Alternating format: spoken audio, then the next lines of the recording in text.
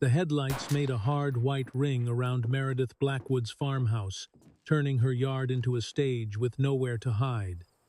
Gravel glittered under the beams, cold air carried pine, exhaust, and the faint metallic bite of blood. Dmitri Volkov stood on her porch, as if the house had always belonged to him. Prison had carved him down to the essentials: bone, scars, and a hatred that looked polished from use.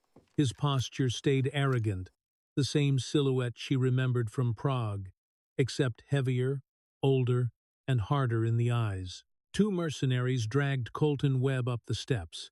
Colt's face was swollen, split at the mouth, and smeared with dried red. One arm was twisted behind him at an angle that made his shoulder tremble. He didn't fight, not because he had surrendered, but because he understood the math. Weapons everywhere, light everywhere. The dark beyond the beams felt a mile away. Volkov raised a chrome pistol and pressed it to Colt's temple with casual precision, like a man tapping ash from a cigarette. "Elena," he called, voice carrying cleanly through the thin Montana air. After all these years, Meredith stepped into the circle of light with her hands raised, palms open, the universal language of surrender. Her house dress stirred in the engine wash. Her worn leather boots crunched steadily, not hurried, not hesitant. Her face looked like any 73-year-old widow's face in a small town, lined by winters and time. Only her eyes did not match. They were sharp and unblinking, reflecting the headlights without softening. A mercenary tracked her with a rifle, muzzle steady on her center mass. Another watched her hands, as if he expected a knife to bloom from her sleeve. Their lasers danced over her chest, and then settled, patient and ready. Volkov smiled wider when she stopped near the bottom step, close enough to see the yellowing of his teeth, close enough to smell him through the cold. Harsh soap, stale smoke, and something like old concrete. "You look old," he said. "43 years in a cell will do worse to a man," Meredith replied. He laughed, a brittle sound that died quickly. "You took everything from me. My empire, my future. You left me with time and rage. Now I take everything from you." He gestured with his free hand toward the farmhouse behind him. The porch swing Arthur built creaked softly in the wind, the sound almost lost beneath the idling engines. A kitchen window glowed dimly behind the silhouettes of moving men. "Lovely place," Volkov said. "Isolation, clear sight lines, a professional choice. You always had good instincts." Meredith did not look at the house. She kept her focus on him and the pistol at Colt's head. "Let him go," she said. Volkov's mouth curled. "You are not in a position to give orders." Colt's eyes flicked to her. Blood had dried at the corner of his mouth, but his gaze held steady. There was no pleading in it, no panic, only apology, as if he blamed himself for being dragged into her light. A mercenary behind Volkov shifted his stance, boots grinding quietly on gravel. Another spoke into a throat mic. The tiny click of it carried in the cold like a pin dropping on tile. Volkov lowered his voice, savoring the moment. "I waited for you. Every day. In the dark. I planned.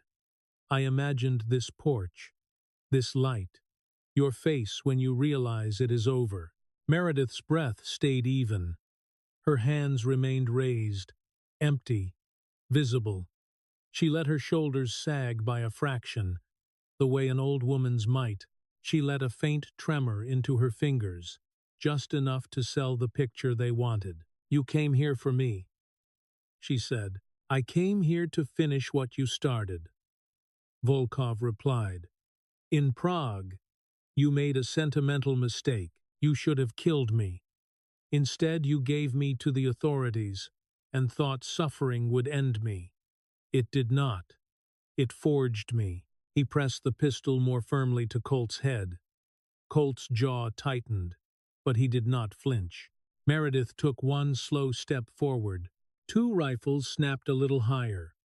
A mercenary barked something in a language she did not answer. The air tightened, thin as wire. "Stay where you are," Volkov said, amused. "Do you think you can scare me with posture?" Meredith stopped. She kept her gaze on Volkov's eyes, not the gun, not the men. Behind him, her front door stood half open, letting a slice of warm interior light spill onto the porch boards. The smell of cooking grease still clung to the wood, faint and domestic, wrong in the presence of tactical vests and black gloves.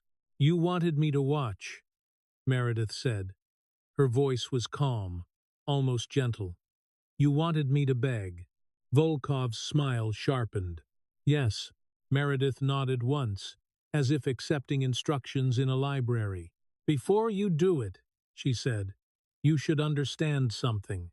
Volkov leaned in a fraction, enjoying himself. "Speak." Meredith's eyes moved over his shoulder, not searching wildly, not looking for rescue, but measuring. Light angles, distance, the way the men had arranged themselves to face the house, as if the darkness beyond the headlights could not bite them. The way their confidence had brought them into her yard and made them stand in her open. Volkov mistook her assessment for fear. His grin widened. "After all these years," he said, "you still believe you can control the outcome." Meredith's expression did not change. Her hands stayed raised, palms open, her body still. The only movement was the quiet rise and fall of her breath. "Kill her," Volkov said. The command landed like a dropped stone. The nearest mercenary's finger tightened on his trigger. In the instant before the shot, Meredith's eyes remained on Volkov's face, and Colt's eyes remained on hers, steady to the last. Then the night held its breath. The shot never came. A crack split the night from somewhere beyond the headlights. The mercenary to Volkov's left snapped backward, his rifle discharging harmlessly into the dirt as he fell. The porch light shattered in the same heartbeat, plunging the center of the yard into a violent strobe of sparks and shadow. "They don't know a scope is already steady on his porch light." Volkov flinched. "Not much. Just enough." A second crack. The man holding Colt's arm dropped hard, breath leaving him in a wet grunt. Colt twisted free on instinct and rolled off the steps, disappearing into darkness where the beams thinned. Chaos tore through the circle of light. "Contact east," someone shouted. From the west side of the property came the thunder of a shotgun blast, deep and concussive. Gravel spat upward near the SUVs as pellets struck metal. One of the headlights flickered and died, turning the neat semicircle into jagged gaps of shadow. Meredith moved. Not fast in the way young bodies move, but efficient. She stepped forward as Volkov's attention fractured, her raised hands dropping in the same smooth motion that brought a small cylinder from the folds of her dress. Volkov saw the shift too late. What? The flashbang struck the gravel at his feet. White swallowed the world. Sound folded in on itself. A pressure wave slammed through Meredith's chest, but she had already turned her face, already closed her eyes to slits, already moved. When the light burned away, she was on him. Her knee drove into his sternum, forcing the air from his lungs. The chrome pistol skittered across gravel, ringing once before disappearing beneath a tire. Her forearm pinned his wrist, a blade pressed to the soft hollow beneath his jaw. Around them, the yard fractured into separate wars.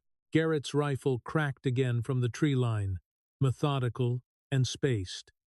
Each shot answered with a body hitting dirt. Bear advanced from the west in short, controlled bursts, using the barn as hard cover, pushing the remaining mercenaries toward blind spots they had never bothered to map. Volkov blinked against the afterimage, eyes wild and furious. "This is impossible," he rasped. "I planned." "You planned for the woman in Prague," Meredith said, voice level despite the ringing in her ears. "You planned for Mercy." He struggled. But she had his center of gravity. Even at 73, leverage obeyed physics, not age. You think this ends with theatrics? He spat. You think you win because of luck? There was no tremor in her hand now. No softness. Luck doesn't last 43 years. A mercenary lunged from the edge of darkness, trying to clear his vision, rifle half raised. Garrett's shot took him before he found the trigger. The man fell within feet of the porch swing. Boots scraping wood. The engines were still running. One SUV door hung open, interior light glowing uselessly into the dirt. Volkov's breathing turned ragged beneath her. The rage that had animated him on the porch twisted into calculation. Survival instinct finally overtook spectacle. Wait, he said, voice dropping. We can make an arrangement. I have resources, money, information. You had children in shipping containers, she replied quietly. His jaw tightened. You think prison changes men like me? He demanded. No, she said. Another shotgun blast boomed from the west. Someone screamed, and then cut off mid-sound. The yard was almost clear now. Volkov's eyes darted toward the tree line, toward the gaps in the headlights. He understood the geometry too late. He had arranged his men to dominate a house. He had not accounted for the dark around it. You were always sentimental, he said, trying one last angle. You handed me to the authorities. You wanted me to suffer, and you did. She pressed the blade closer, drawing a thin line of red. For decades, his breath hitched. But suffering isn't justice, she said. It's delay. Behind her, boots pounded across gravel. Colt appeared from the side of the house, face bloodied but upright, gripping a dropped rifle with both hands. His movements were rough, untrained, but driven by something steadier than fear. It's clear, he shouted. Garrett's final shot echoed across the property. Silence followed, heavy and absolute, broken only by the hum of engines and the ticking of hot metal. Volkov lay pinned beneath her, chest rising fast. You should have killed me in Prague, he whispered. Yes. She did not drag it out. The motion was precise, efficient. A single clean cut that ended the argument. Volkov's eyes widened, then emptied. Meredith remained still for a moment longer, counting breaths that were no longer there. The night air rushed back into her ears in uneven waves as the ringing faded. Garrett emerged from the tree line, rifle low but ready. Bear stepped out from the barn's shadow, shotgun smoking faintly at the muzzle. Colt stood several feet away, staring at the body at Meredith's knees. No one spoke at first. The wind moved through the pines again. Indifferent, Garrett scanned the perimeter, eyes sharp. Two fled east, he said. They won't regroup. Bear nudged the chrome pistol away with his boot and kicked it toward Meredith. It scraped across gravel and stopped near her hand. She wiped the blade once against Volkov's jacket and rose slowly. Her joints protested now that the fight was done, but she ignored them. Colt swallowed hard. Is it over? She looked at the house behind them, at the porch swing, at the broken light fixture hanging by wires, at the barn wall scarred by pellets. Yes, she said. One of the SUVs sputtered and died as its engine finally overheated. The headlights dimmed, then went out, leaving the yard in true darkness for the first time that night. The mountain air felt colder without the artificial light. Meredith stepped past Volkov's body and onto her porch. The boards creaked softly under her weight, familiar and steady. Behind her, three men who had arrived as strangers stood in the quiet of her yard, alive. She rested her hand on the porch rail. Arthur had sanded smooth decades ago and looked out at the land she had chosen for its isolation, its clear sight lines, its defensible position. The dark no longer felt like something to fear. It felt like home. 3 days later, the mountains looked innocent again. Morning light slid over the bitter roots in slow gold sheets, catching on frost and turning it to glitter. The air smelled clean, almost sweet, like pine sap and cold stone. Only the farmhouse and barn carried the truth in small scars.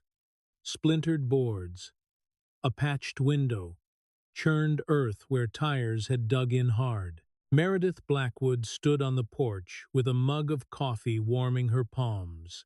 The ceramic was chipped at the rim. The coffee was strong enough to bite. She watched sunlight creep across the driveway as if it might bring another convoy with it. A hawk cried somewhere high above the tree line. Inside, the house was quiet in the way it got after a storm, not peaceful. Colt sat on the porch steps, elbows on his knees, eyes fixed on the mountains, without really seeing them. A fresh bruise bloomed along his jaw. The skin around his knuckles was scraped raw, where he had gripped a rifle too tight for too long. Meredith lowered herself into the porch chair with care. Her joints complained, loud and sharp now that adrenaline was gone. She did not wince in front of him. She let the chair creak and settled her weight like it was an ordinary morning. "You haven't slept," she said. Colt's throat worked. "Every time I close my eyes, I see it."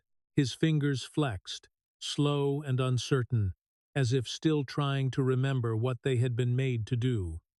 The mountain wind lifted the ends of his hair and dropped them again. Meredith let the silence sit between them. The world didn't rush in. It stayed quiet, almost respectful. "It doesn't stop all at once," she said. "It fades in pieces." Colt swallowed. I didn't think I could do that. I didn't think I could hold a gun," and he stopped, jaw tight, eyes bright, with something he refused to let fall. Meredith watched his hands. Not the fear in his face. The hands were the honest part. They trembled faintly, not from cold, but from the aftershock of crossing a line he couldn't uncross. "It's real," she said. Colt nodded once, hard. "It feels like it's stuck in me, like it's under my skin." Meredith's coffee steamed. The smell rose and vanished into the wind. "It is," she said.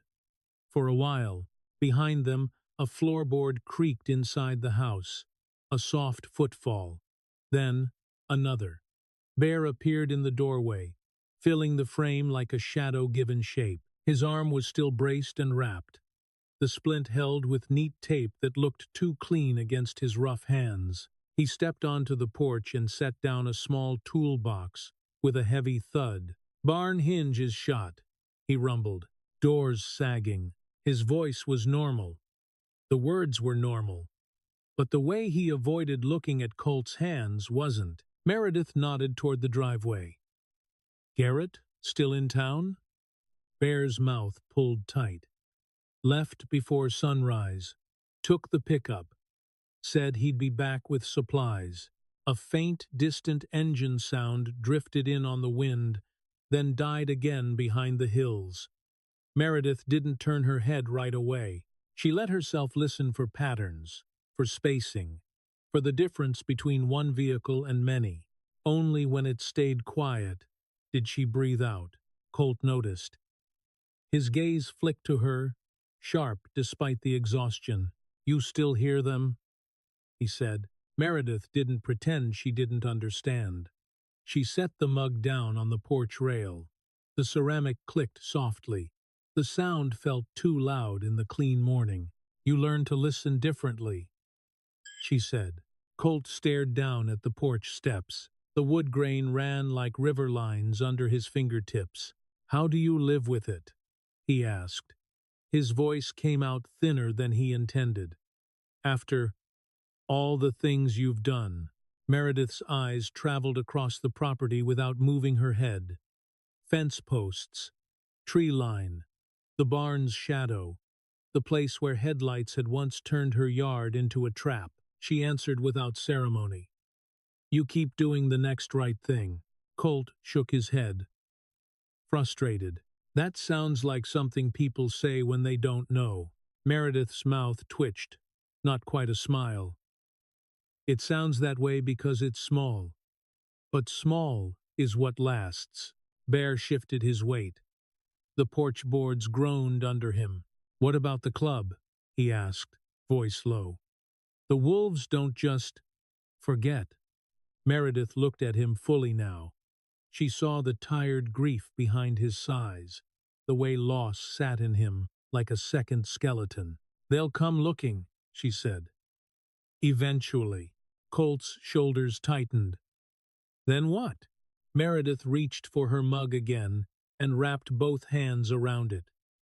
Then we decide what kind of people we are when no one's watching, she said. A sound from down the road cut through the quiet. Not an engine.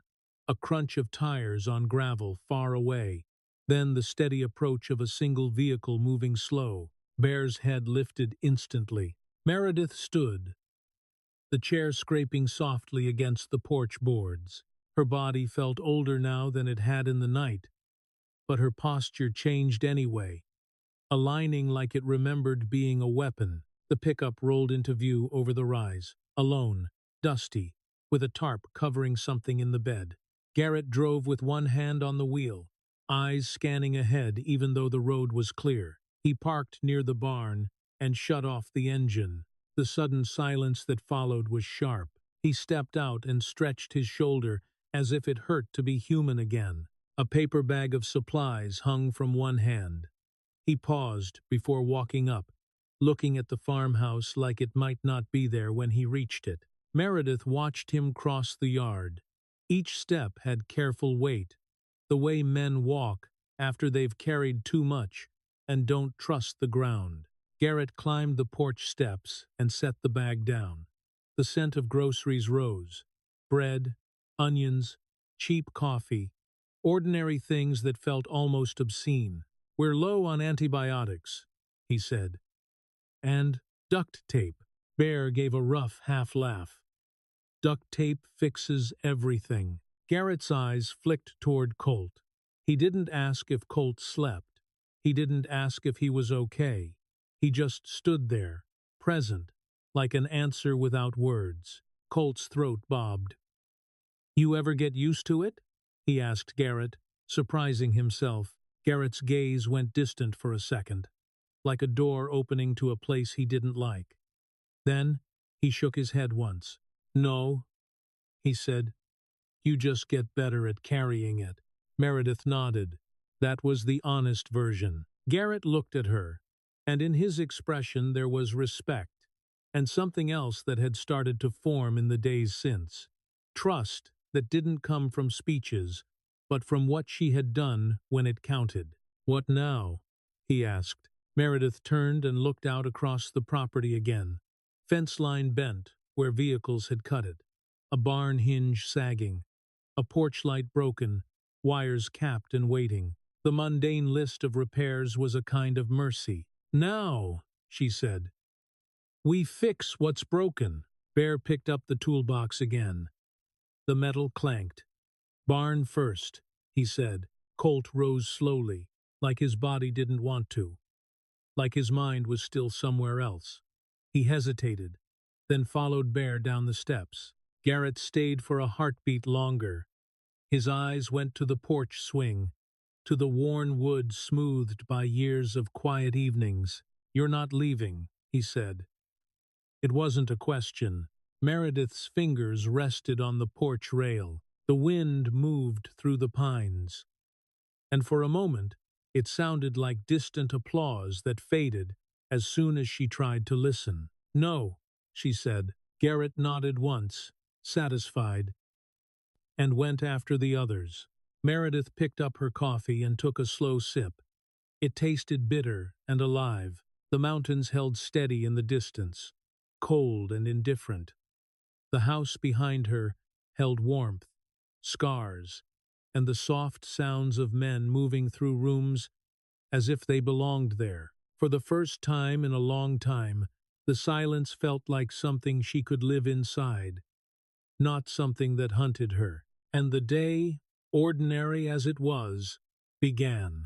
The frost still clung to the grass when Meredith stepped off the porch and crossed the yard toward the driveway. Her boots pressed shallow prints into the pale crust, each step accompanied by the faint crunch of ice crystals breaking. The motorcycles lay where the morning had left them, twisted metal and torn chrome, fuel stains dark against gravel. 3 bodies were scattered among them, like someone had dropped them from a moving truck and never bothered to look back.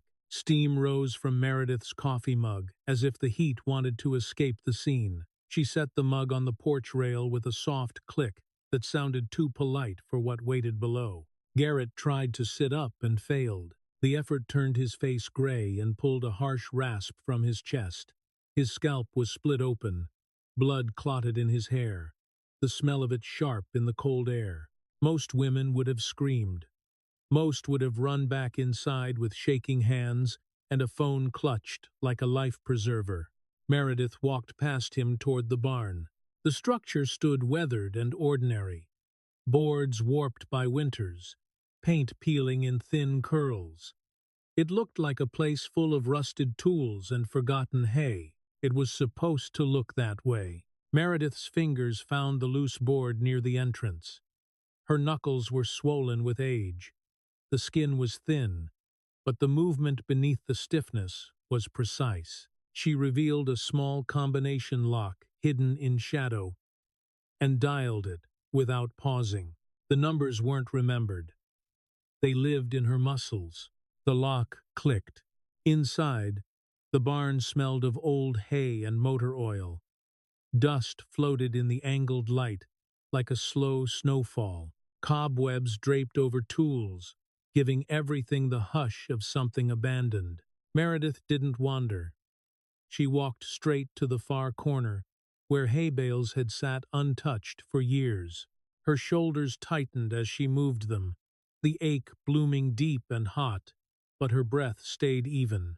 Under the bales lay rotted canvas. Beneath that, a steel case, scarred and unmarked, as anonymous as a stone in a riverbed. When she opened it, the seal released with a faint hiss. The tray inside was arranged with clinical order: field dressings and suture kits, ampules and sealed packets, the kind of supplies meant for places where hospitals were myths.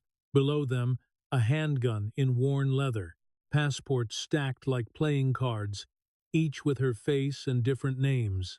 Meredith lifted the medical tray and closed the case again.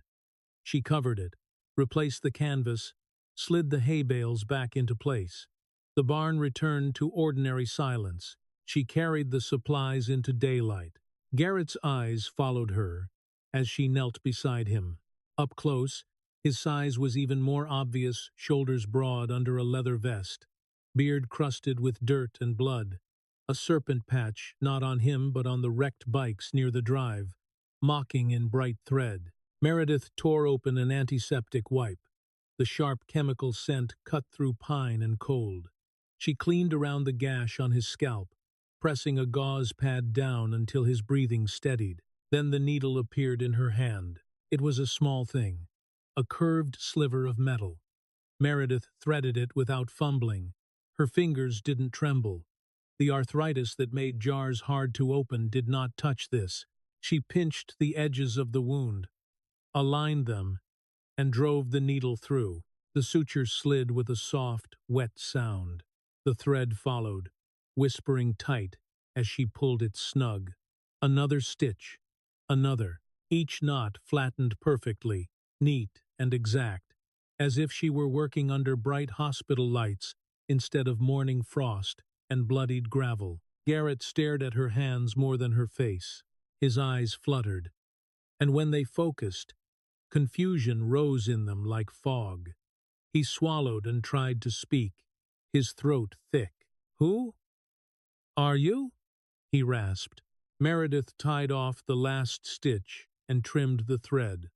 A tiny snip, clean and final. "Someone who knows what it looks like when men are left to die," she said.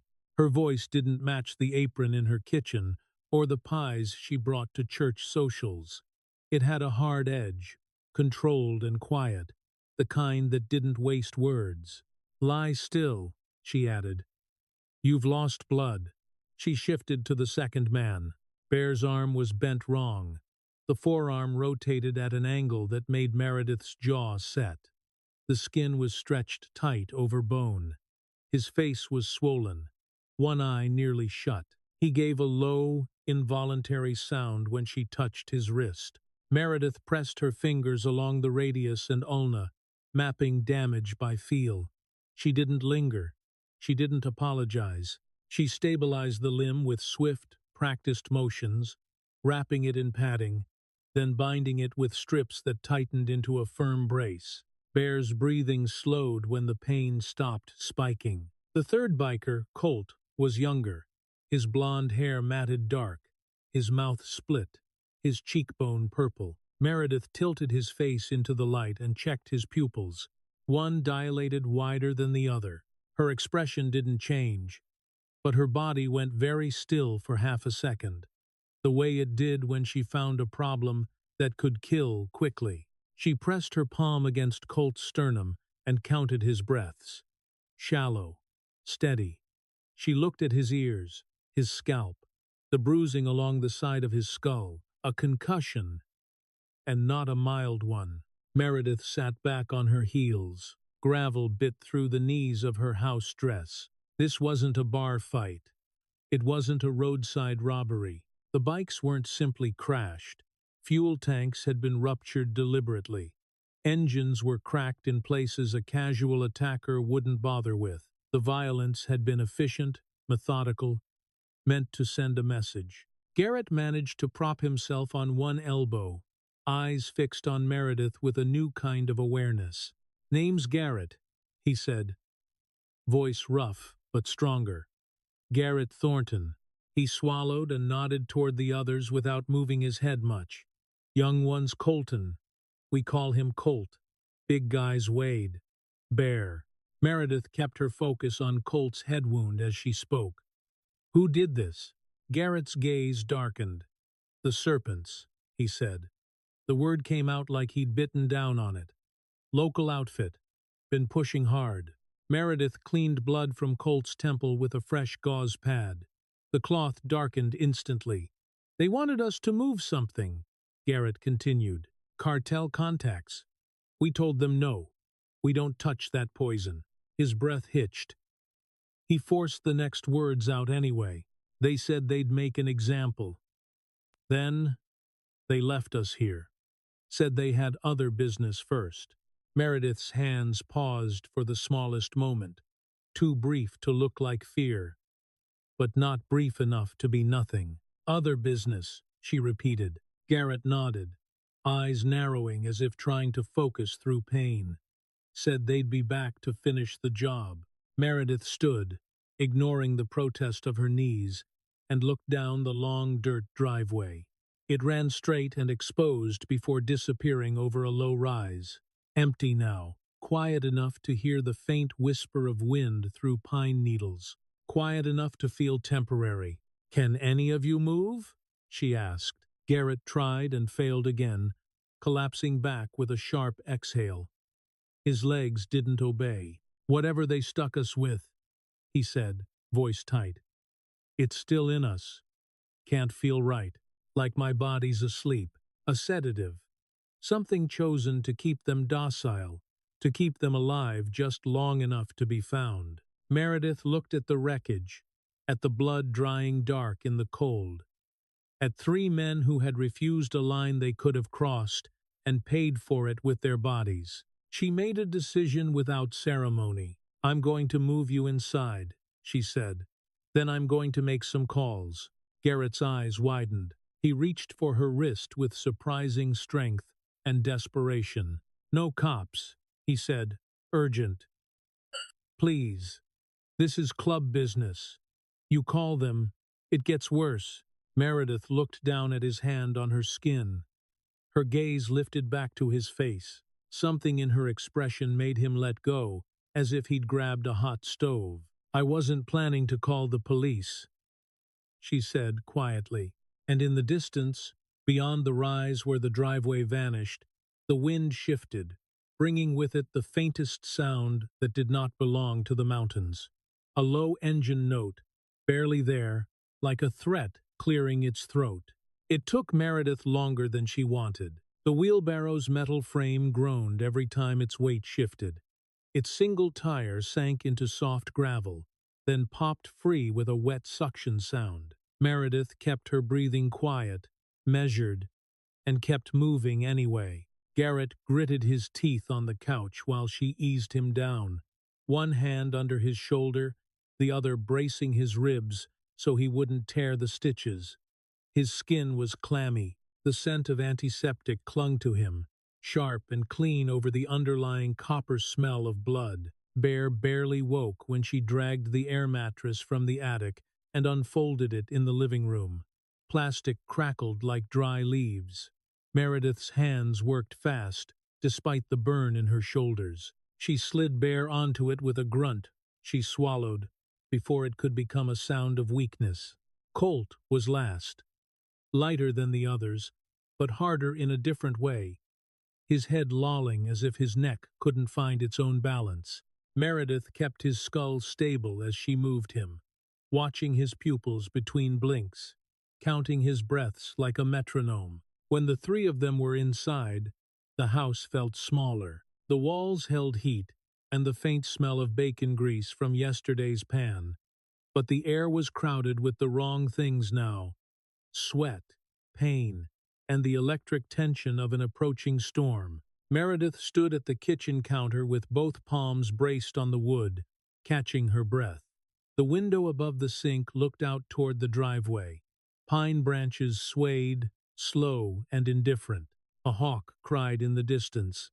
Then the sound returned. Engines, controlled and steady, not the wild revving of drunk men. The noise rose and fell, as if it were being carefully managed, as if whoever drove wanted to arrive without announcing themselves too early. Meredith wiped her hands on a dish towel that already carried a faint red smear and moved through the house with practiced intent. From the dresser in her bedroom, she pulled a false bottom free. The wood gave with a soft click, revealing a satellite phone wrapped in cloth. Its casing was cold against her fingers.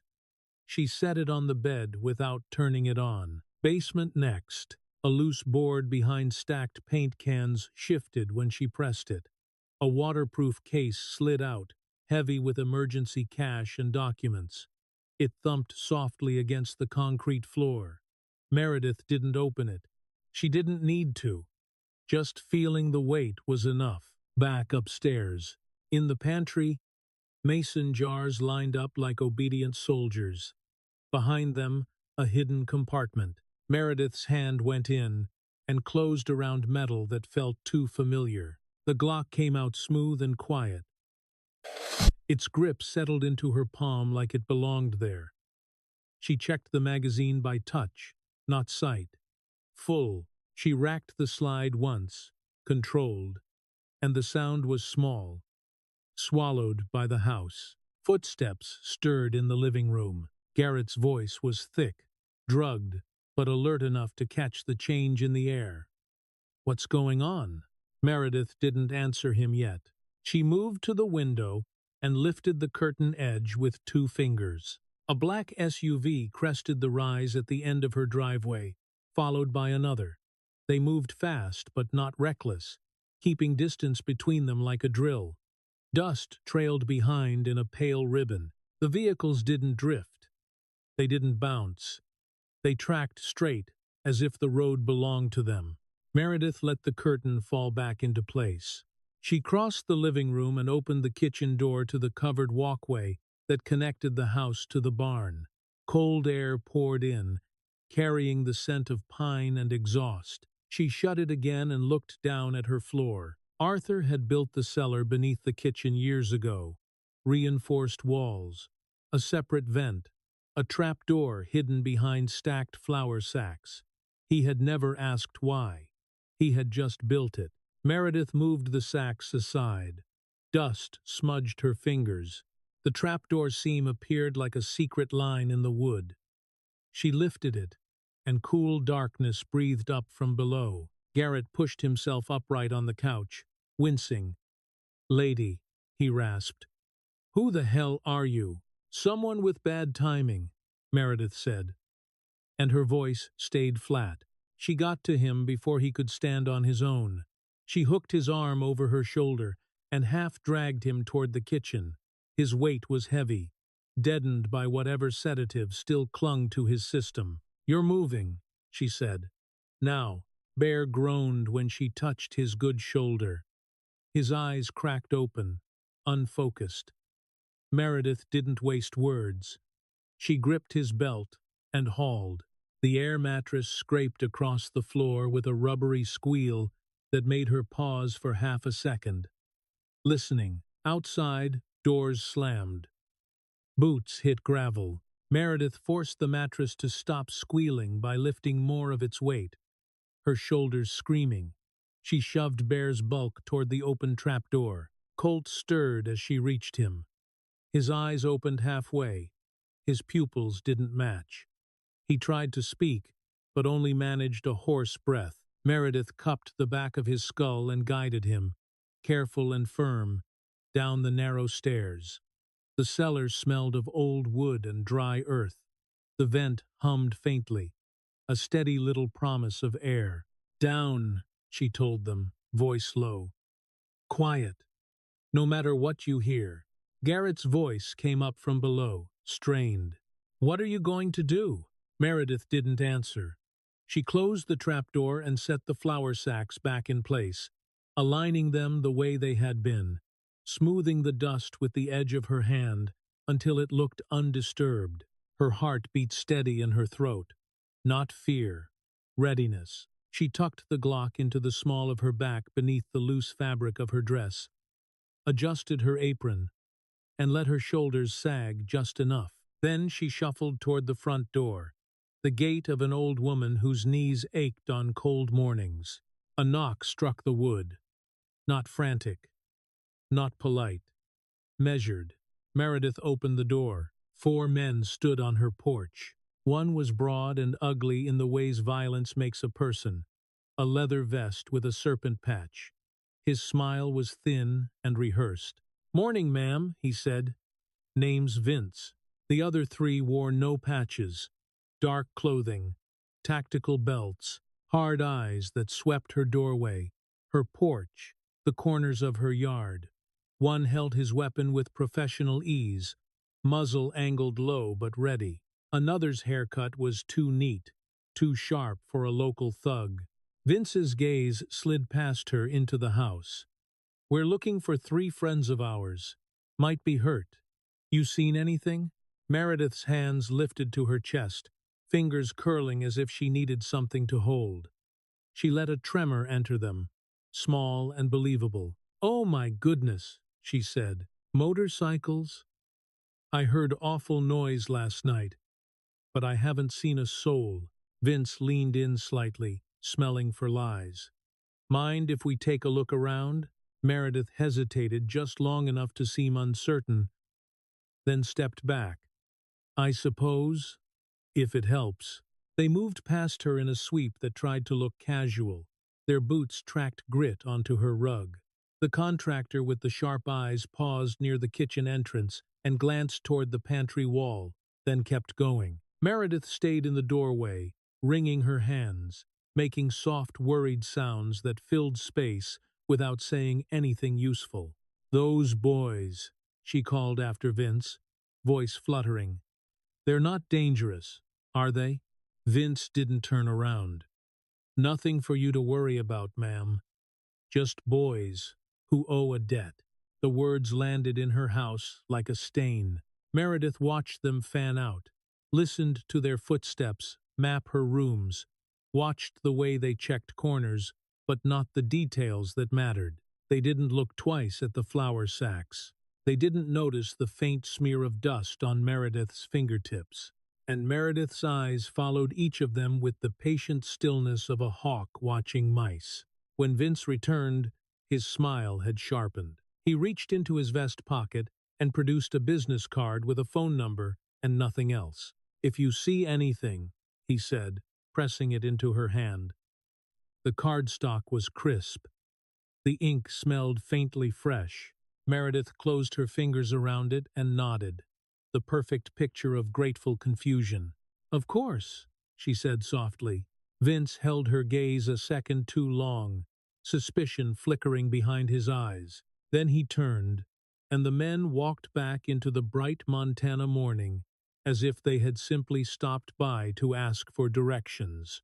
The house stayed still long after the engines faded. Meredith waited with her palm flat against the inside of the front door, feeling the last vibration in the wood, as if it might tell her whether the road was truly empty. Only when the wind reclaimed the silence did she move. She didn't rush to the cellar. Rushing belonged to fear, and fear made mistakes. Instead, she crossed to the kitchen window and watched the driveway until the dust settled and the pines stopped swaying from the wake of passing vehicles. Then she turned the deadbolt with a soft, decisive click. In the pantry, she slid the mason jars aside and checked the hidden compartment. The Glock was still there, warm from her body. She left it where it was, exactly within reach, and pulled the flour sacks away from the wall. The trapdoor opened with a quiet sigh of hinges. Garrett's face appeared in the darkness first, pale and slick with sweat. His eyes were sharper than they should have been for a man with fresh stitches and sedatives in his blood. "That was a hell of an act," he murmured as he climbed the last step. "You had them fooled." "Not all the way," Meredith said. She listened, head tilted slightly, catching the distant absence of sound. No birds startled, no branch snaps, no second set of tires returning too soon. Garrett glanced past her into the kitchen, taking in the flour sacks, the pantry wall, the tidy counters that didn't fit with the hidden room beneath them. "They'll be back," Meredith added. It wasn't prediction, it was experience. Bear's heavy footsteps thudded behind Garrett, slower, careful. Colt followed last, moving like his skull still didn't belong to him. His gaze slid over the room as if it were unfamiliar territory. Meredith guided them into the living room and sat them where she could see all three at once. A lamp threw a warm cone of light over the couch and the worn rug. Outside the windows, the mountains looked clean and indifferent. Garrett didn't sit. He stood near the glass, watching the road like it owed him something. "Who are you really?" he asked, voice low. Meredith didn't answer. Not with words. She turned away from him and walked to the kitchen table. A phone lay there, black and scuffed, taken from one of the men who had searched her house. She had slipped it from a jacket pocket during the confusion, her fingers moving fast and sure, while her face stayed wide-eyed and harmless. She set the phone down under the lamp.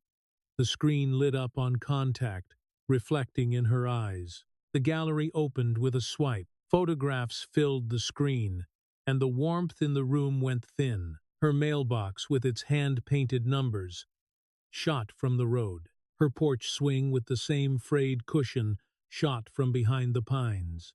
Her barn door at dawn, shot at an angle that caught the loose board near the entrance. Then her. Meredith on the porch with a coffee mug, steam curling around her face. Meredith loading groceries into the back of her truck in town. Meredith walking into the Stevensville Library on a Tuesday evening, head bent slightly as she held the door for someone behind her.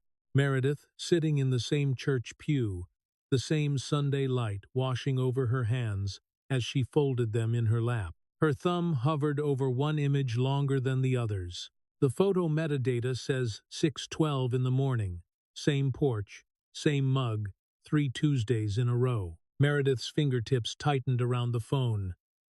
The plastic creaked faintly. Garrett stepped closer, eyes narrowing. "Those are you." "Yes," she said. Bear leaned in, and the bruising around his eye darkened with the change in angle. "They've been watching you." Meredith swiped again. Text messages. Cyrillic letters marched across the screen in tight lines. Meredith read them without translating aloud at first, her jaw setting harder with each line. Payment confirmed. Location verified. Old woman alone. Confirm identity through routine. Her pulse stayed steady. Her hands did not. Garrett watched her face. What does it say? Meredith inhaled once, slow, tasting metal in the back of her throat. It says they know who I am. She scrolled to the latest message.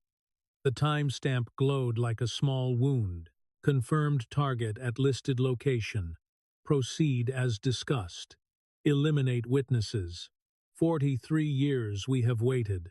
The nightingale song ends tonight. The room felt colder, as if the phone had opened a door to winter. Colt swallowed hard. Nightingale? Meredith set the phone down carefully, like it might explode. She stared at her own reflection in the dark window above the sink. Gray hair, lined skin, eyes too awake. Garrett's voice dropped. That name means something to you. It used to, Meredith said. She crossed to the bedroom and returned with the satellite phone wrapped in cloth. Its casing was dull, its buttons worn smooth by hands that had once pressed them in places that didn't exist on maps. Garrett's eyes widened when he saw it. You weren't kidding about not calling the cops. Meredith plugged the phone into its hidden charger and waited. The screen flickered, searching for signal. A soft electronic beep sounded, then another. Outside, the wind pushed against the windows. Inside, the phone found the sky. Meredith dialed a number she hadn't spoken in years. The ringtone was flat and impersonal. It felt like a cold mouth opening. A voice answered on the second ring, crisp and without warmth. Control. State your designation. Meredith held the phone close. The plastic smelled faintly of old smoke and rubber. This is Nightingale, she said. Silence. It stretched long enough that Colt's breathing became loud in the room. Then the voice returned, colder. Nightingale was decommissioned. Meredith's mouth curved without humor. Nightingale was never decommissioned, just relocated. A faint tapping sound came through the line, like fast keys, someone pulling a file that should not exist. This is irregular, the voice said. So is retirement, Meredith replied. The tapping stopped. The voice changed, cautious now. Authentication is required. Meredith didn't hesitate. Hotel Echo Niner Niner Lima. Authorization code Whiskey Tango Foxtrot Delta 77. Handler Harrison Cole. Operational period 1978 through 95. On the couch, Bear exhaled a single low sound, as if he'd been punched. Garrett's stare sharpened into something like realization and something like fear. The line clicked. Hold. A generic classical melody filled Meredith's ear, thin and tinny. She used the moment to look back at the three men in her living room, wounded, exhausted, alive because she had chosen not to look away. The hold music cut off. A different voice came on. Older and rougher, carrying years like gravel in a boot. Meredith, it said. Not Nightingale. Not Elena. Meredith. Her grip tightened. Harrison, there was a pause where she could hear his breathing, as if he had to decide whether this conversation was real. This line is supposed to be dead, he said quietly. You're supposed to be dead. Meredith's gaze flicked to the phone on the table, to her own face in those surveillance photos, to the words that had waited 43 years. Apparently, she said, voice steady. Not dead enough. Harrison exhaled, a sound of resignation and worry braided together. Tell me what happened. Meredith didn't waste words. She told him about the bikers, the men at her door, the phone she held in her hand, the message that confirmed her identity and promised an ending. When she finished, silence returned on the line, heavier than before. Then Harrison spoke again, slower. Someone's been digging through archives, asking questions about old operations. Meredith's stomach tightened. Those files were burned. Paper burns, Harrison said. People don't. The wind shifted outside, and the pine branches scraped softly against the window like fingernails. Meredith looked at Garrett, at Bear, at Colt, three strangers who had become witnesses. "What do you know about Dmitri Volkov?" she asked. Harrison's answer hit the room like ice water. 3 months ago, he said. Volkov walked out of a Russian prison. Meredith's eyes closed for a fraction of a second, and behind her lids she saw Prague in winter light, heard a man's voice promising vengeance in broken English. When she opened her eyes, they were clear. "How long do I have?" she asked. Harrison's voice dropped. "If he found you, he's already moving." Meredith stared at the phone again, at the message on the screen, at the timestamp that had turned her quiet life into a countdown. In the living room, Garrett's hand tightened on the arm of the couch until his knuckles paled. Outside, the mountains held their silence, and somewhere beyond them, a man who had waited 43 years was finally closing the distance. Midnight arrived without ceremony. The satellite phone vibrated against the kitchen table and made the coffee spoon jump in its cup. Meredith was already standing, already moving, as if her body had been waiting for that single buzz to begin again. She lifted the phone. A cold blue glow lit her fingertips. Coordinates, compressed image files, short text blocks in Harrison's clipped format. Meredith spread an old topographic map across the table, flattening the curled edges with her palms. The paper smelled faintly of dust and cardboard. She wrote the coordinates in pencil, then translated them to roads and ridgelines with quick, practiced glances. A hunting lodge in the Bitterroot Mountains, 40 minutes from her property if you drove like a civilian. Less if you didn't.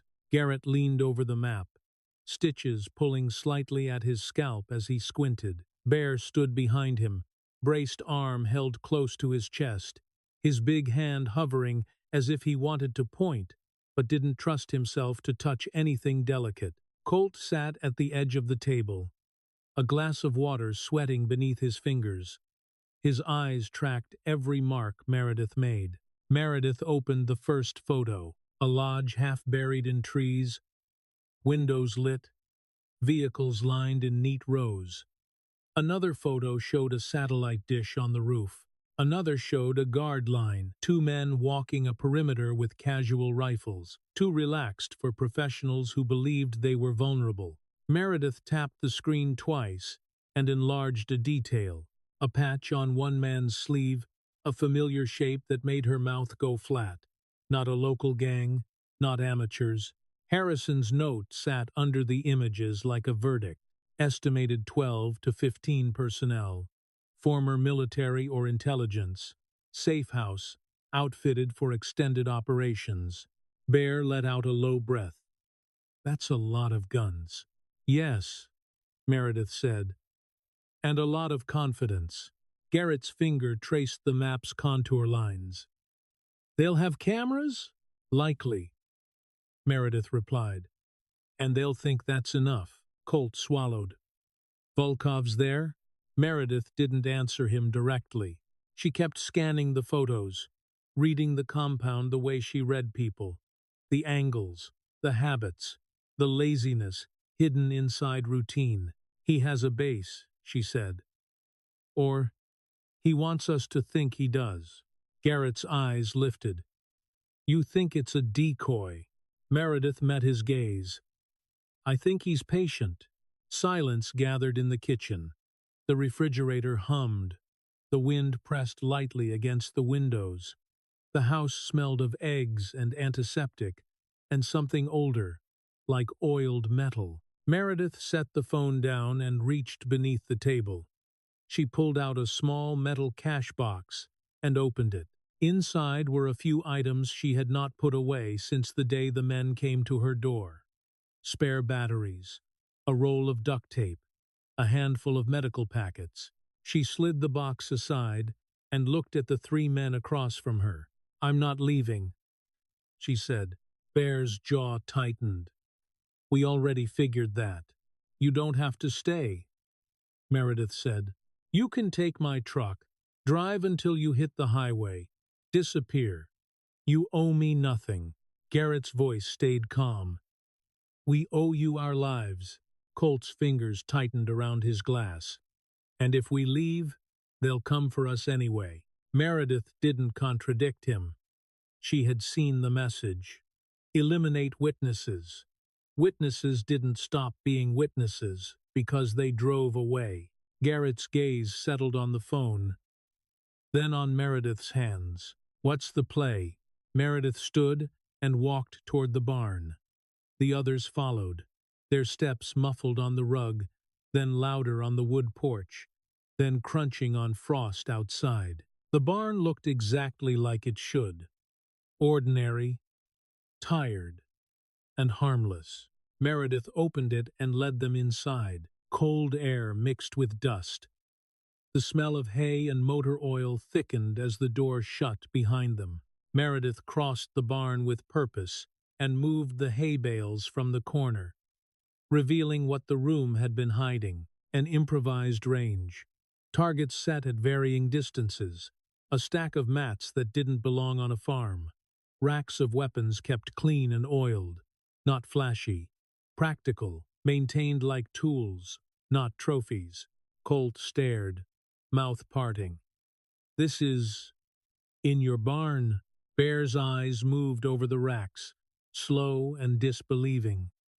"You been expecting this?" Meredith didn't deny it. "I chose this place for isolation and sightlines. Preparation came with it." Garrett stepped closer to the range line, gaze sharpening into something familiar. The look of a man who had lived in violence before and recognized its grammar. "You've been training." "I never stopped," Meredith said. She picked up a handgun from the rack, checked it, then set it down again. "First rule," she said, voice firm.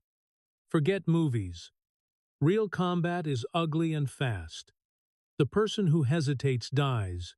She moved onto the mats and demonstrated a simple sequence. No flourish, a shift of weight, a turn of the hips, a strike that didn't look like much until it landed on an invisible target. Her breath stayed quiet. Her balance stayed perfect. Colt blinked hard. "How are you doing that?" "Muscle memory," Meredith said. "And practice." Bear shifted uncomfortably.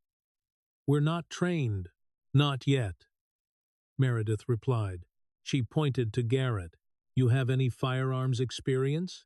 Garrett nodded once. "Sniper. Afghanistan. 2 tours." Meredith absorbed that without comment, filed it away. "Good. You'll understand angles and patience. That will matter." Bear lifted his uninjured shoulder in a partial shrug. "I hunted some." Meredith nodded. "Then you understand breathing and trigger discipline." Colt's face reddened, embarrassed. "I've shot a BB gun." Meredith's eyes softened a fraction. "Not pity, just reality." "Then you stay close to me. A gun in untrained hands kills the wrong person." She started with the simplest things: stance, grip, how to move without telegraphing panic. She corrected Colt's shoulders with 2 fingers, firm and precise. She made Bear adjust his feet until his weight stopped swaying. She watched Garrett's hands and gave him a single nod, accepting competence when she saw it. The hours passed in hard, quiet work. When Colt rushed forward on the mats, Meredith caught his momentum and put him on his back with a small turn that didn't look like violence until it left him staring at the rafters. He sucked in air, shocked. "How? You're trying to win," Meredith said. "Stop. You're trying to survive." She offered him a hand up. He took it, cheeks flushed, eyes more serious now. Near dusk, the light through the barn slats turned orange. Dust swam in it like tiny embers. Meredith gathered them at the workbench and laid the phone beside the map again. The lodge photos sat between them like a challenge. "They're expecting us to hide and wait," she said. "That's what people do when they're afraid." Garrett's expression stayed steady. "So we don't." Meredith nodded. "We strike first. Surprise is an equalizer." Bear's brow furrowed. "We're outnumbered." "Not in terrain," Meredith said. "They don't know these mountains." "I do." Colt's voice was small but determined.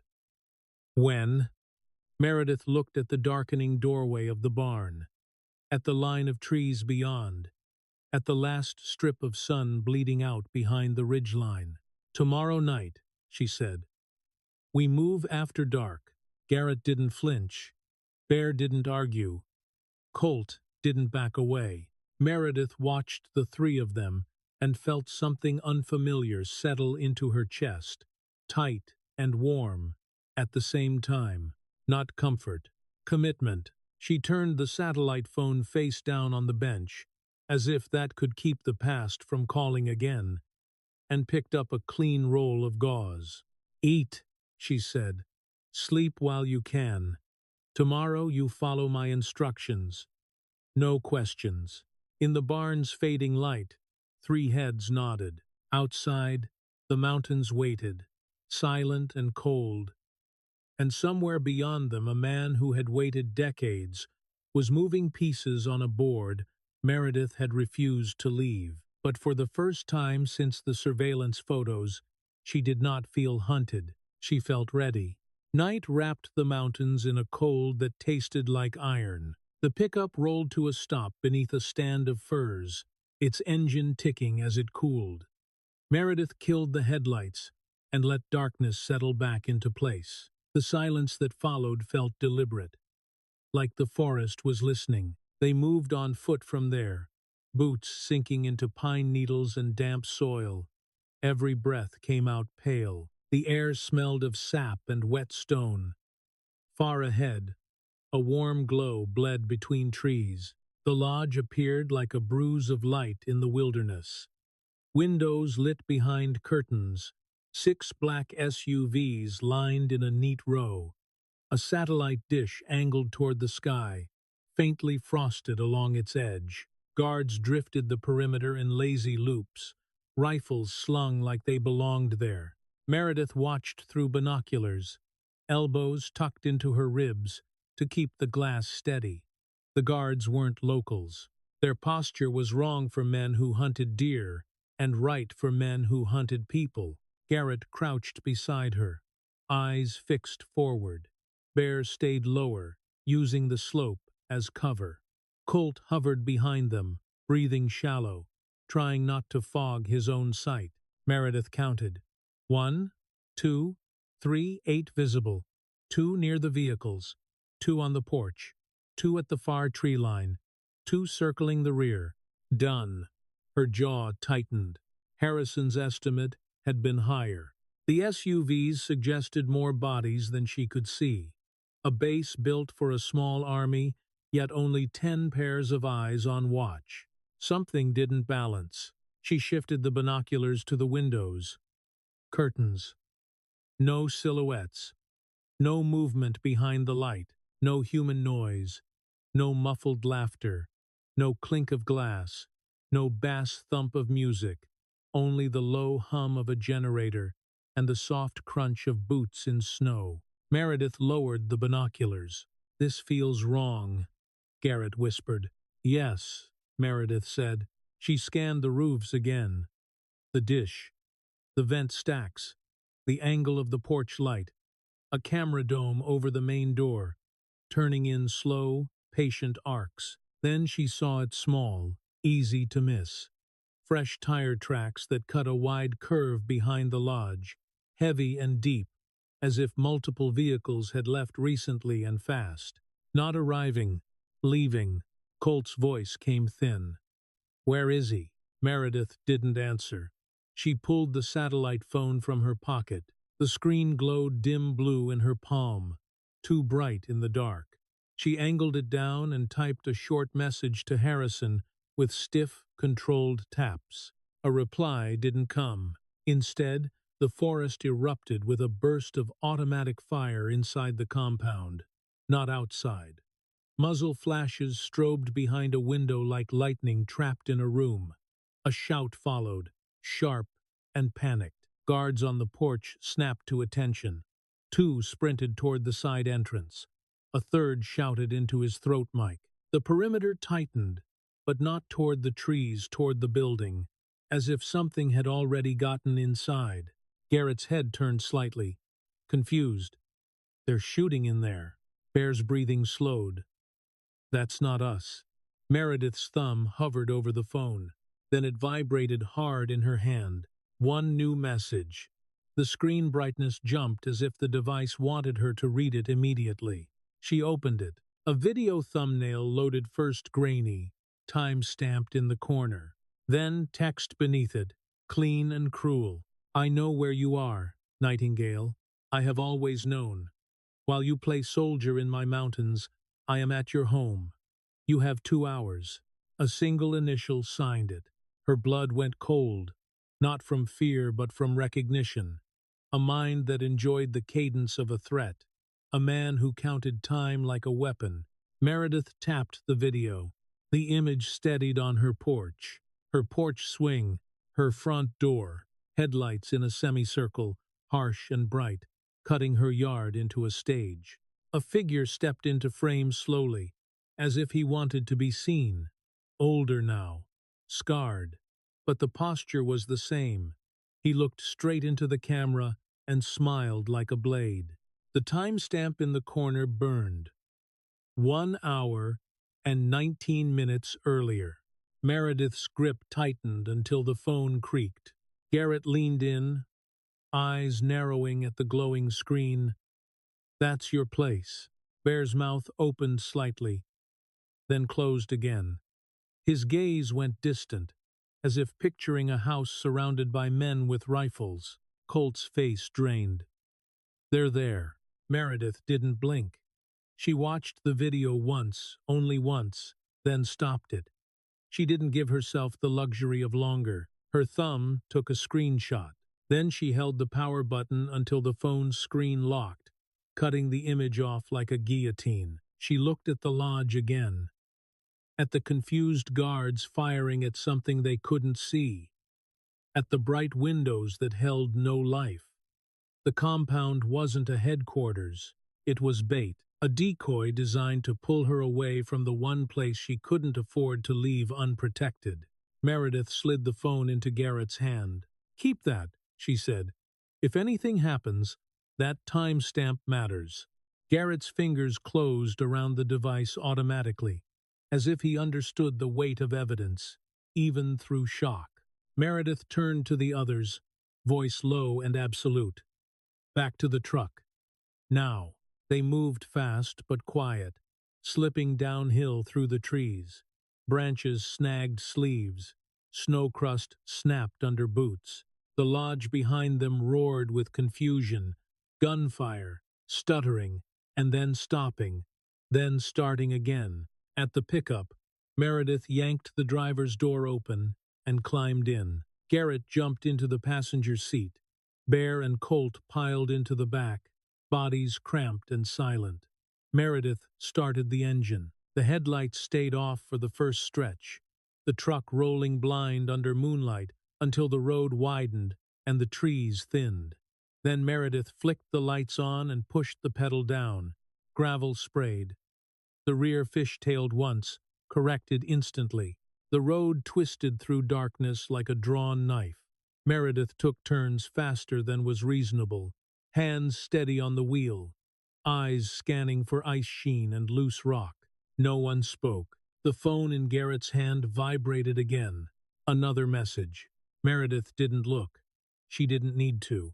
The first one had already set the clock. 2 hours.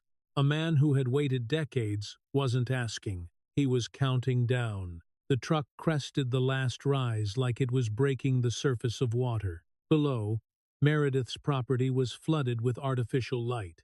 Headlights carved a hard semicircle around the farmhouse, bleaching the yard into a stage. 4 black SUVs sat with engines idling, their exhaust drifting low and white across the gravel. Shadows moved in disciplined lines, men in dark gear, rifles shouldered, spacing perfect. Meredith counted without thinking. 12 visible, maybe more in the house. On the porch, a single figure stood as if he owned the wood beneath his boots. Dmitry Volkov looked smaller than memory and heavier than revenge. Prison had turned him into a monument made of scar tissue and stubborn breath.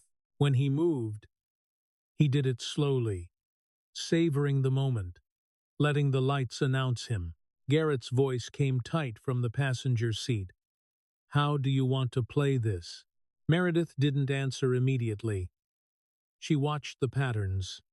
2 men at the barn corner, 2 near the porch steps, a pair moving along the fence line, one posted by the pantry window, weapon angled toward the interior. They weren't here to negotiate. They were here to control every angle. Then Meredith saw the flaw. They had built their perimeter around the house, like the house was the only threat. Their lights faced inward, blinding themselves to the dark beyond the beams. They owned the center and gave away the edges. Meredith lifted her binoculars once, quick. A thin wire ran from one SUV to another. Portable comms relay, a small camera rig near the porch post, pointed toward the driveway, waiting for her to step into frame. Evidence, she thought. He wants proof. She lowered the binoculars. Her voice stayed calm, almost gentle. Split. Bear shifted in the back seat, braced arm tight against his chest. "Where?" "Garrett," Meredith said. "East tree line. You get a clean line to the porch, not the house. You watch Volkov's hands. You don't shoot unless I say." Garrett nodded once, already moving in his mind. "Bear," Meredith continued. "West side behind the barn shadow. You cover the SUVs. You break their lights if you can. Darkness is ours." Bear's jaw set. "Copy." Meredith turned slightly toward Colt, who sat rigid in the back, breath shallow. "You're with me until I tell you otherwise. You stay behind my shoulder. You do not get heroic." Colt swallowed, then nodded hard. Garrett opened his door slowly. Cold air poured in, pine and exhaust. He slid out and disappeared into the trees with the quiet of a man who understood how to become invisible. Bear followed on the other side, using the slope and the brush. His size should have made him loud. It didn't. He moved like he'd spent years learning to be smaller than he looked. Meredith watched them vanish, then looked at Colt. "Whatever happens," she said, "don't run toward the lights." Colt's eyes searched her face. "What if they grab you?" Meredith's mouth didn't soften. "Then you do what I trained you to do. Survive." She stepped out of the truck and shut the door softly. Meredith began walking down her own driveway. Her boots crunched steadily. Gravel underfoot sounded louder the closer she got to the headlights, as if the light amplified every mistake. She lifted her hands where they could be seen, palms open, fingers slightly spread. Empty. The rifles tracked her instantly. Laser dots slid over her chest like impatient insects. Men shifted into firing positions with efficient calm. Volkov watched her approach with a satisfied stillness, chin slightly lifted. Meredith stopped at a distance that gave her room to move, but kept her voice carrying. "Elena," Volkov called, savoring the name. "You came." Meredith kept her face composed. She let the porch lights catch every line in her skin, every gray strand of hair. She gave him what he wanted to see. "You're standing on my porch," she said. "That's bold." Volkov smiled wider. "It is practical. This is where you live. This is what you love. I wanted you to see it in my hands." Two mercenaries stepped from the doorway behind him. Between them was Colt. His face was bloodied again. His arm was twisted behind his back, forcing him forward. His eyes met Meredith's for a fraction of a second. No fear, only apology. Meredith's stomach tightened, but her expression didn't change. She kept breathing through her nose, slow and controlled, like she was watching a weather front move in. Volkov's voice turned almost gentle. "We found your clever little hiding place, the cellar. Did you really think I wouldn't search properly?" He leaned down and pressed the chrome pistol to Colt's temple. Colt flinched once, then steadied.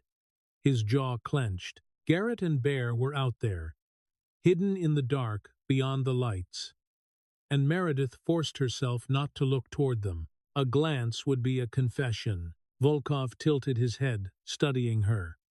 "I will start with him," he said, slowly. "Then the others."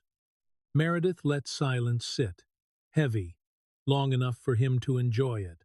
She watched his hand, the angle of his wrist, the placement of his thumb on the pistol. Then she spoke, voice quiet and clear. "Before you pull that trigger," Meredith said, "there's something you should understand." Volkov laughed once. "Explain." Meredith took a small step forward. Not sudden, not threatening, just enough to pull his attention closer. "I didn't come to beg," she said. "I didn't come to negotiate. I came to give you one last chance to leave." For a moment, Volkov's smile faltered, confusion flickering like a bad light bulb. Then, amusement returned, sharper. "You offer me mercy. I offer you life," Meredith replied. "Take your men and go. You walk away, and you keep breathing." Volkov stared at her, savoring her audacity. He wanted her desperate. He wanted her pleading. This wasn't in the script he'd written in prison. "You're bluffing," he said. Meredith didn't raise her voice. "I never bluff." She took another step. The laser dots tightened on her chest. A mercenary's finger moved closer to a trigger. "You remember Elena Vasquez," Meredith said. "The woman who chose prison over a bullet. You built your revenge on her softness." Volkov's eyes narrowed. "Softness," he repeated, as if tasting the word. Meredith's gaze stayed steady, predatory calm. "That woman is gone," she said, "and the men you brought here are standing in a trap they can't see." Volkov's posture shifted, not panic, a small recalculation. He looked, finally, past her, at the darkness beyond the headlights, darkness that suddenly felt like it had teeth. Meredith watched the doubt spread, and then she drove the point in, clean and minimal. "Think," she said. "If I was helpless, why am I standing here?" Volkov's grip tightened on the pistol. His pride didn't allow retreat. His hatred didn't allow caution. The moment demanded dominance. His face hardened into decision. "Kill her," he snapped. The nearest mercenary raised his weapon, and in the darkness beyond the lights, Meredith's property answered with the first precise crack of a rifle. Morning came in thin, pale layers, sliding over the bitter roots like a reluctant apology. The yard still smelled of burned powder and kicked-up dirt. Headlights were gone now, leaving only the soft gold of sunrise and the long shadows of pines stretching across churned gravel. The farmhouse stood, scarred but upright, as if it refused to admit it had ever been threatened. Meredith stepped onto the porch with a coffee mug held in both hands. The ceramic was warm against her palms. The coffee tasted bitter and real, grounding her in the simplest thing she still trusted. Below the porch steps, the ground told the story without words. Tire ruts carved into mud, spent casings glinting like dull coins, a shattered porch post where a round had bitten deep. The barn wall wore fresh splinters like pale wounds, Garrett moved along the edge of the yard with slow, careful purpose, scanning the tree line one last time. His shoulders had finally lowered, but his eyes stayed sharp. Every few steps, he paused and listened, as if expecting the mountains to answer. Bear sat on an overturned bucket near the barn, breathing in cold air that stung his lungs and made his bruises ache. He stared at his hands, turning them over as if he could still feel the recoil in his bones. Colt remained on the porch steps, elbows on his knees, gaze fixed on the mountains without truly seeing them. His face was washed clean of blood now, but the set of his mouth had changed. Something had been taken from him, and something else had been forced into place. Meredith didn't speak at first. She let the quiet do its work. Then she set the coffee down and went inside. On the kitchen table lay the phone she had taken, screen dark, its weight heavier than plastic. Beside it was the satellite phone and a folded map marked with pencil lines. Meredith pulled a clear plastic bag from under the sink, the kind meant for freezing vegetables, and placed the captured phone inside. The bag crackled loudly in the still kitchen. Garrett appeared in the doorway, drawn by the sound. His gaze dropped to the phone. Meredith set the bagged phone on the table, then wrote on a strip of masking tape with a black marker. The ink smelled sharp and chemical. Recorded timestamp visible. Porch video. Confirmed threat message. Surveillance gallery. She pressed the tape to the bag and smoothed it down with the edge of her thumb until it sealed flat. Garrett watched the process, jaw tight. That's evidence. It's leverage, Meredith said. And it's a trail. She didn't say who would follow it. She didn't need to. Bear's heavy footsteps approached, then stopped in the kitchen entry. His eyes flicked to the taped bag, and then away, as if looking at it too long might make it real again. Colt lingered behind them, hands shoved deep in his pockets. His throat worked once before he spoke. "I can still hear it," he said quietly. The moment everything went loud, Meredith turned the mug slowly in her hands, listening to the faint scrape of ceramic against skin. "It won't leave fast," she said, "but it changes shape. It stops biting as hard." Colt's eyes were glassy, but he held her gaze. "How do you live with it?" Meredith's face didn't soften, but her voice did, just slightly. "You don't pretend it didn't happen. You don't decorate it. You carry it like weight, and you build something under it, so it doesn't crush you." Garrett leaned against the counter, the wood creaking. "Build what?" Meredith glanced toward the window above the sink. Outside, the fence line sagged where it had been torn. The garden beds were trampled near the porch. The barn door hung slightly crooked on its hinges. "A life that makes the cost mean something," she said. Bear let out a breath that almost sounded like a laugh, but didn't quite become one. "Fence needs fixing." Meredith nodded once. "The roof, too, before winter decides for us." Garrett's mouth twitched, the smallest hint of dry humor. "We're really doing this?" Meredith looked at him, then at Bear, then at Colt. They were battered. They were awake. They were still here. "Work first," she said. Thinking later. The three men didn't argue. They drifted into motion, as if their bodies needed a task more than their minds needed answers. Garrett headed for the shed to find tools. Bear moved toward the barn, shoulders rolling as if loosening knots inside him. Colt hesitated, then followed, slower, but following. Meredith stayed in the doorway a moment longer, watching them take up space on her land, like it belonged to them now, too. The air carried the clean scent of pine and damp earth, and underneath it, the faint ghost of smoke fading with the wind. She picked up her coffee again and stepped back onto the porch. The mountains sat in their usual silence, indifferent to human revenge, indifferent to human survival. But the light was warmer now, and the yard was no longer full of strangers. Meredith lifted the mug to her lips, and for the first time in a long time, the morning did not taste like running.